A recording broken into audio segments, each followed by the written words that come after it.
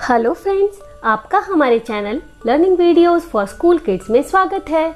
आज हम नैतिक शिक्षा क्लास 4 का पाठ नंबर 4 वो 10 मिनट के प्रश्न उत्तर करेंगे।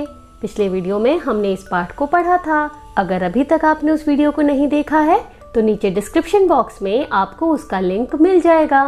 आप वहां क्लिक करके उस वीडियो को देख सकते हैं। चलिए प्रश्न उत्तर कर लेते हैं।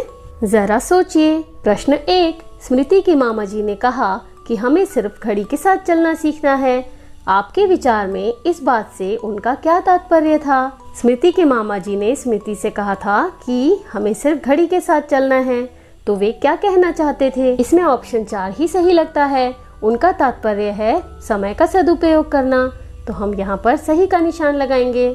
आपके विचार में स्मृति के मामा जी उसे क्या सिखाना चाहते हैं? नीचे दिए गए रिक्त स्थान में अपने विचार लिखिए। स्मृति के मामा जी उसे समय का सदुपयोग सिखाना चाहते हैं।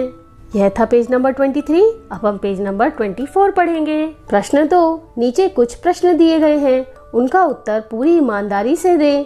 उत्तर देने के लिए 1 से 4 के बीच में किसी भी अंक को चुनें। नीचे कुछ प्रश्न दिए गए हैं, इनका उत्तर देने के लिए हमें यहाँ पे नंबर्स लिखने हैं। जैसे कि अगर हमारा जवाब हमेशा है तो हम अपने आप को 4 नंबर देंगे। अगर हमारा जवाब अक्सर है तो हम अपने आप को 3 नंबर देंगे। अगर हमारा जवाब कभी कभी है तो हम अपने आप को 2 अंक देंगे।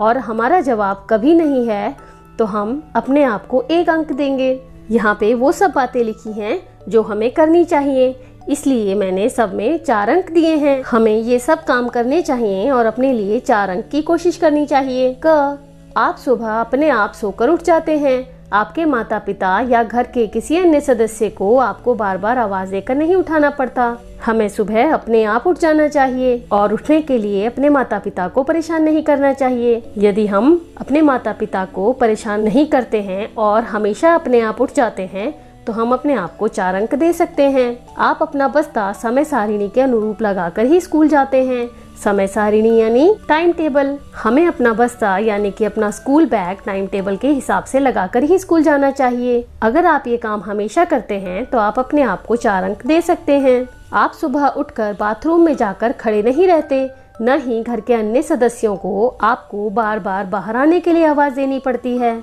अगर आप बाथरूम में खड़े नहीं रहते हैं और तैयार होने के लिए किसी को आवाज भी नहीं देनी पड़ती है तो आप अपने आप को 4 अंक दे सकते हैं।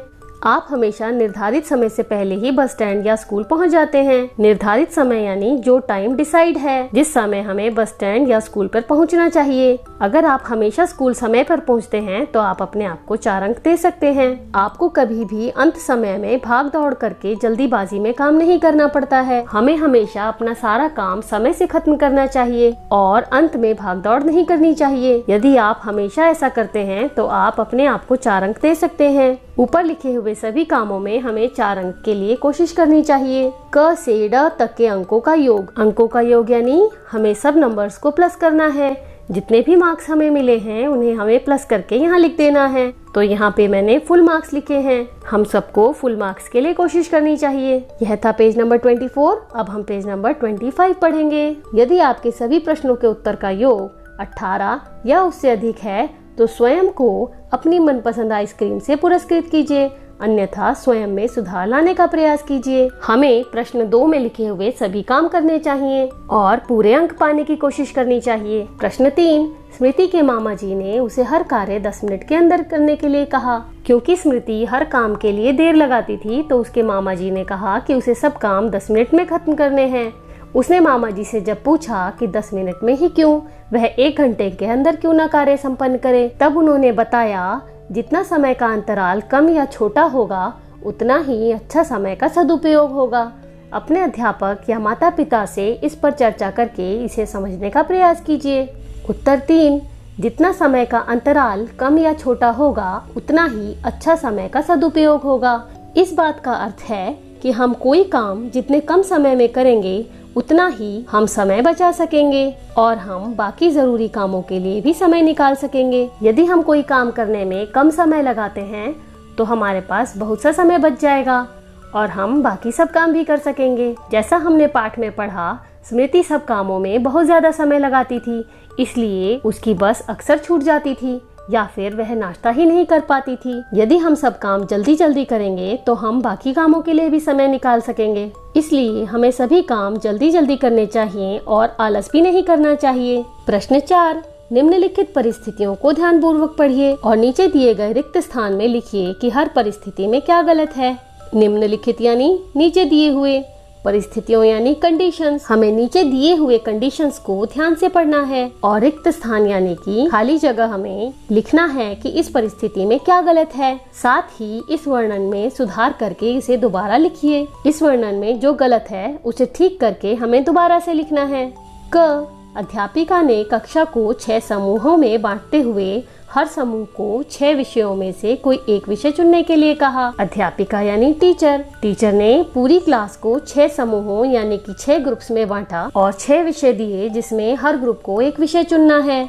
ये विषय थे अनुशासन, व्यायाम, स्वच्छता, सदाचार, नियम पालन और ईमानदारी। हर समूह को कोई एक विषय चुनकर उस पर 10 मिनट के अंदर कहानी लिखकर उसका मंचन करना है। हर ग्रुप को एक विषय चुनना है और 10 मिनट में उसमें कहानी लिखकर उसका मंचन करना है, यानी कि उस कहानी पर एक्टिंग करनी है। अशरफ की टोली 10 मिनट तक उसी पर चर्चा करती रही कि कौन सा विषय चुना जाए और कौन सी कहानी लिखी जाए। जो ग्रुप्स टीचर ने बनाए थे उसमें अशरफ का ग्रुप 10 मिनट तक यही सोचता रहा कि वह कौन सा विषय चुने। 10 मिनट बाद जब अध्यापिका ने उन्हें बुलाकर मंचन करने को कहा तो उन्होंने अध्यापिका को बताया कि अभी तो उन्होंने विषय ही नहीं चुना है, अतः उन्होंने अध्यापिका से और समय देने के लिए कहा।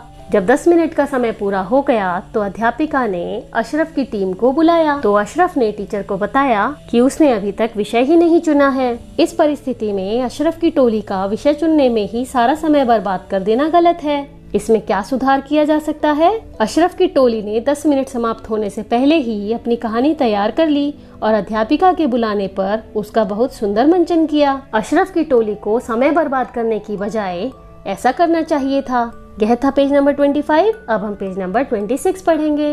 वीडियो पसंद आ रहा हो तो जल्दी से उसे एक लाइक कर दीजिए और चैनल को सब्सक्राइब करना बिल्कुल मत भूलना। अब हम पेज नंबर 26 पढ़ेंगे। ख, अध्यापिका ने कक्षा को 10 मिनट का समय देते हुए सब बच्चों से गणित के 4 सवाल हल करने के लिए कहा। अध्यापिका यानी टीचर, कक्षा यानी क्लास। टीचर ने क्लास को 10 मिनट का टाइम दिया और सभी बच्चों से गणित के यानी कि मैथ्स के 4 सवाल हल करने के लिए कहा। सवाल यानी क्वेश्चंस। टीचर ने पूरी क्लास को मैथ्स के 4 क्वेश्चन करने के लिए कहा। सबने गणित की कॉपी खोलकर काम शुरू कर दिया। प्रार्थना अपने आसपास बैठे बच्चों को देखती रही और फिर कॉपी खोलकर बैठ गई। कक्षा में प्रार्थना नाम की लड़की सब बच्चों को देखती रही और थोड़ी देर बाद कॉपी खोलकर बैठ गई। जब तक उसने अपने पहले सवाल का हल लिखा तभी अध्यापिका ने सब बच्चों को कॉपी उनकी मेज पर रखने के लिए कहा, क्योंकि 10 मिनट बीत चुके थे। जब तक प्रार्थना ने काम शुरू किया तब तक 10 मिनट पूरे हो गए थे, तो टीचर ने कॉपी मेज पे रखने के लिए कहा। प्रार्थना ने अध्यापिका से उसे और समय देने के लिए कहा। प्रार्थना ने 10 मिनट का समय बर्बाद कर दिया था। इस परिस्थिति में गलत क्या है?